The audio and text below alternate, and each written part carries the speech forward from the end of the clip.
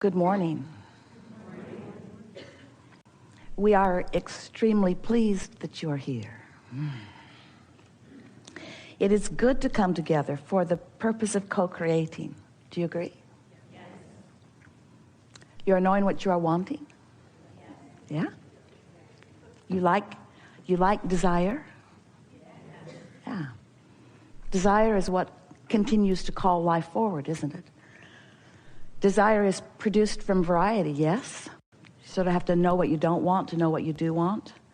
So that variety, that contrast, is a good thing because it produces desire, yes?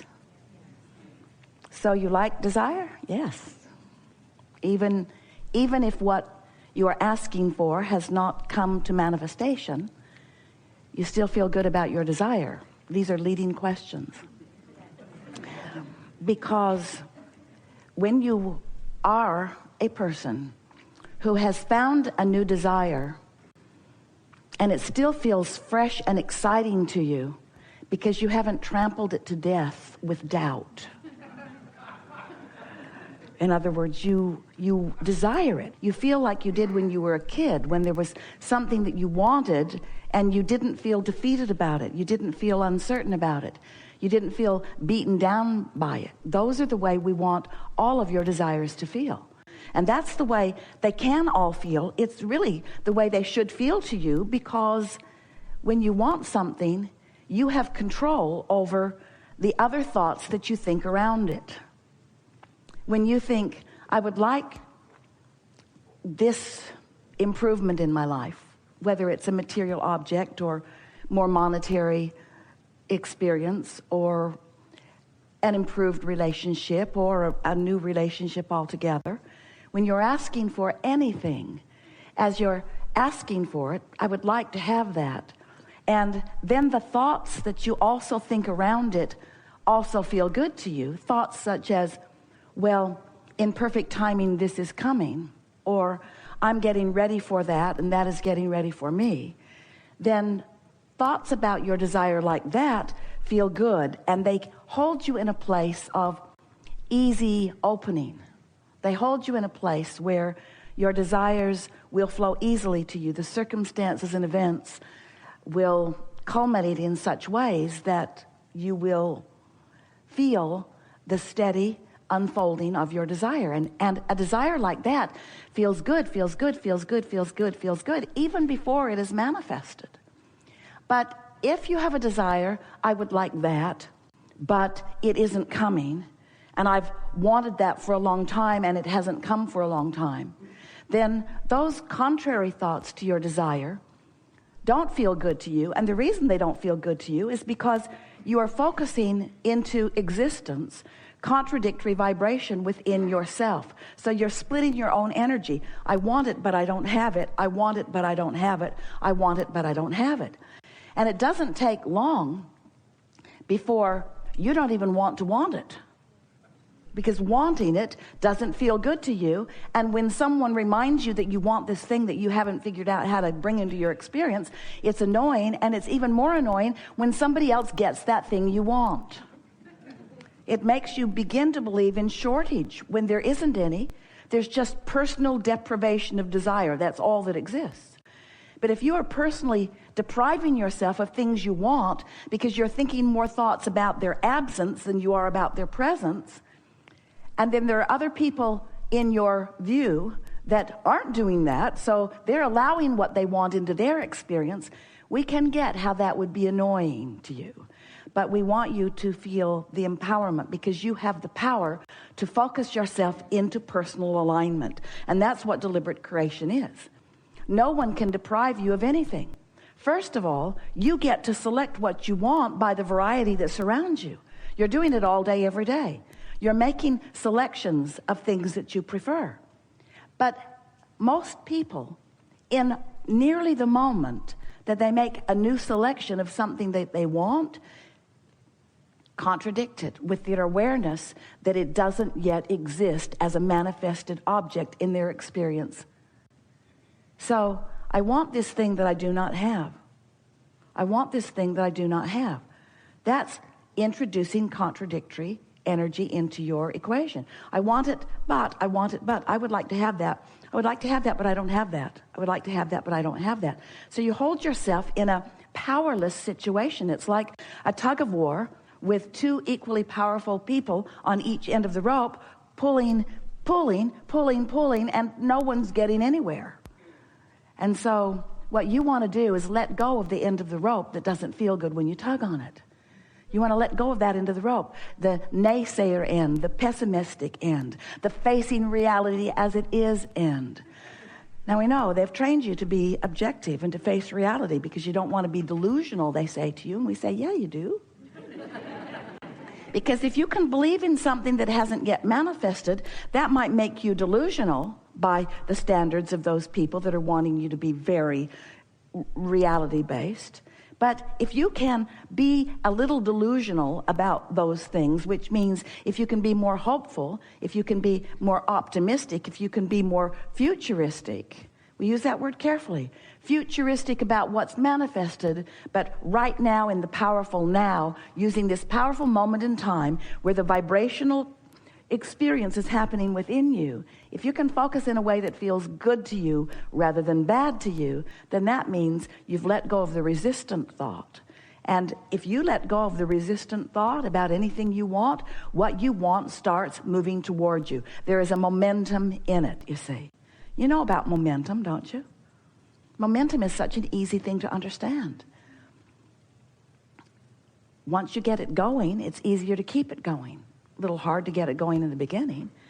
We know you understand about momentum. It's in your experience all day, every day. Every time Esther puts her heavier than it should be suitcase in the back of her Tahoe, she says, okay, I'm going to use momentum.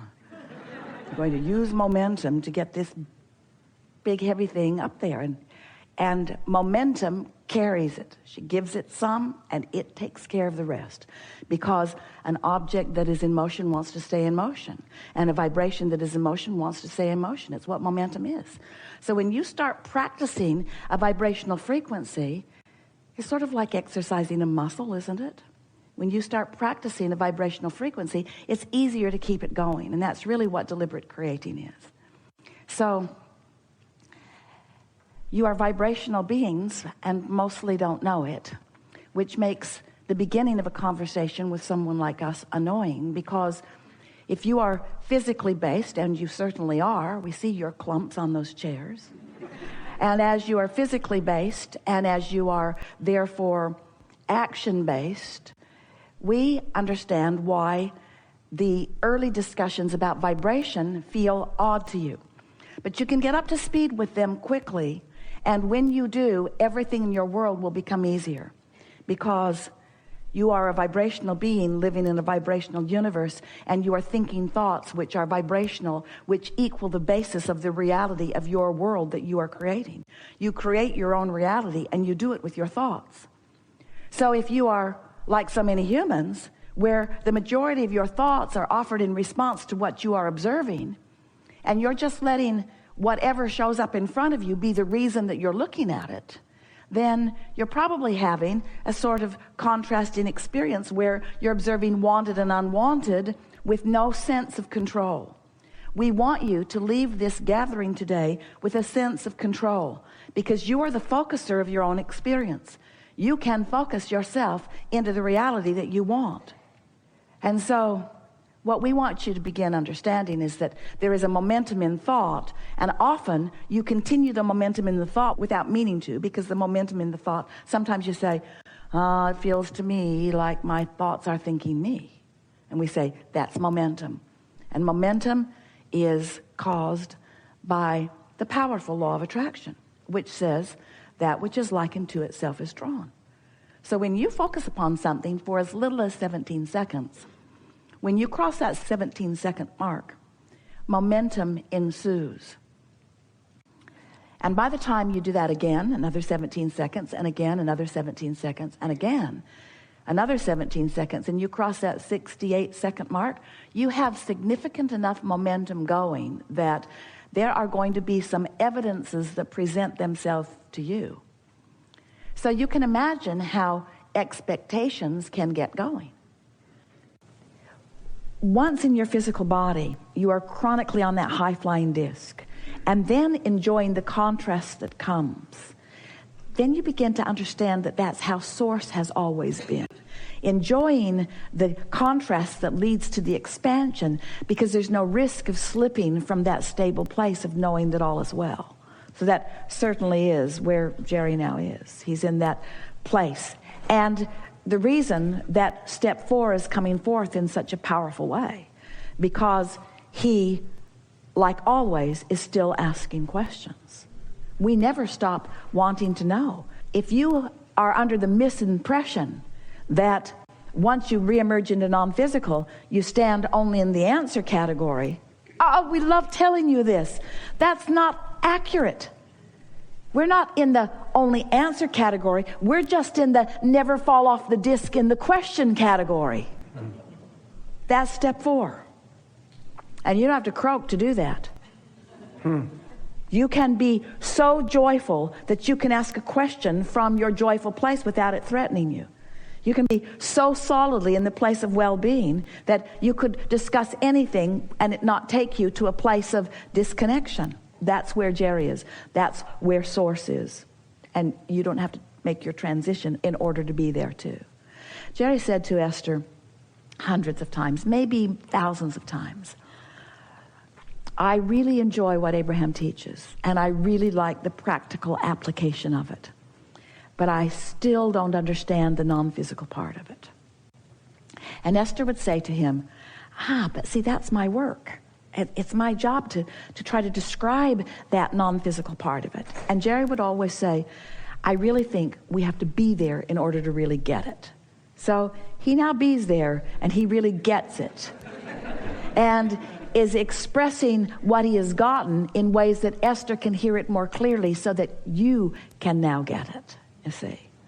But Jerry's not the first to make his transition. He's not the only one that is focused through you from this non-physical vantage point. This is the thing that we want all of you to understand. You have so much non-physical awareness and consciousness and interest that is focused to you and through you that there's never a reason for any of you to feel alone or lost or unsure. You just got to tune yourself to that frequency. There's a whole lot of us who want to be in on what you're in on. Not because we know the answer and want to guide you, but because we know the stability that will lead you to the answer that you're looking for. So we're shining the light real bright while you find the answer to the questions that we are all asking. Whew. That's why we are eternal. Can't get it wrong and never get it done. And we are not so different, those who are non-physical and those who are physical. Biggest difference is that humans hang around far too long in step 1 and don't care enough about how you feel. Non-physical likes step 1 from the solid place of step 3 and cares infinitely how we feel. We've enjoyed this interaction. You are a wonderful group of consciousnesses. It's exhilarating to us to play with you, and it has been satisfying to us to feel your frequencies moving into alignment with who you really are steadily as a result of the conversations that we've had. It's our powerful desire that you not work hard at this, and that you just take as much of the simplicity from this conversation as you can today, and just practice a few things that have occurred to you that would be easy for you to practice, so that you can demonstrate to yourself the accuracy, the vibrational accuracy of these words. Words don't teach. It's only life experience that teaches. But we've been together for enough hours, and you've contemplated this deliberate creation from enough different angles that it is our absolute promise to you that by making a decision when you put yourself in your bed tonight to wake up intending to reach for something that feels good, and then lie in your bed long enough that you find something that feels good, and don't ask the momentum of it to be so strong that it makes you yodel down the canyon. Just ask for it to be soft and in alignment, and trust that law of attraction will make it more day after day after day after day.